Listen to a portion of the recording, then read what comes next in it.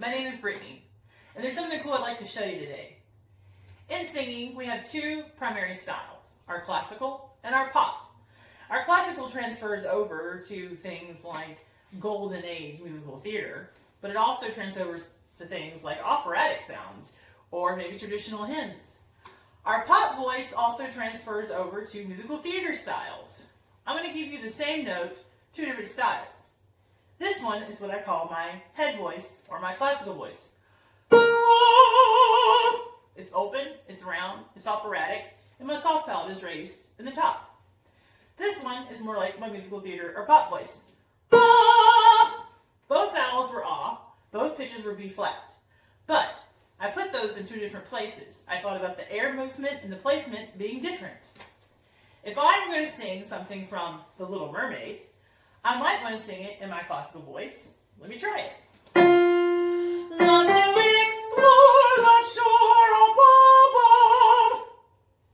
Okay, but it might be more appropriate, a better fit to do it in my chest voice / lower soft palate musical theater voice. Love to explore the shore above. Those are the same notes I sang before. I might even sound like two different singers. But all I did was change the shape of my mouth and the placement. There's so many ways that we can get there, but there's a few tricks over the years that I've learned that always seem to help me. The first one is definitely our soft palate. Our soft palate is in the back of our mouth, kind of in the middle. When we raise it, it's kind of like, have you ever had a glass of water? When you pick it up and you open your mouth, what happens? This all raises naturally. You don't have to think about it. So go ahead, try to pick up the water. Drink the water. Your soft palate is raised. So go ahead and give me 5-note scale, which is just this. And hold the water in front of your face. Pretty easy. Now try that same thing without holding the water, but think of the sound going towards your nose and a flat mouth. All that sound and all that spin was coming right to the tip of my nose. But when I sing it in my head voice, the sound's coming from the top of my head.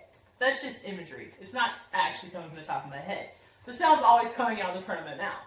So, let's use it in music. This is a little part of Little Mermaid title song, Part of Your World, which you've probably heard before. Many of us listen to Disney all the time. And I'm not above listening to Disney. I'm never too old for Disney. So here's that sound in what I call my classical, soft palate raised head voice. Love to explore the shore above. Great. Round, soft palate up. And that's what it sounds like. I think it's a little more appropriate to put that in my chest voice, which is my musical theater voice, which is what this is for. Let's try that. Love to explore that shore above. It's a little more talky. It doesn't sound quite like opera, which is not what we want since it's a musical theater piece. It's a little more appropriate to the piece. So whatever you're doing your warm-ups, if you want to sing like a classical singer, you can always drink the water. Here's the 5-note scale. You can try it with me. Drink the water in front of your face. Don't really drink the water, but just open your mouth if you're going to drink it. And sing ah.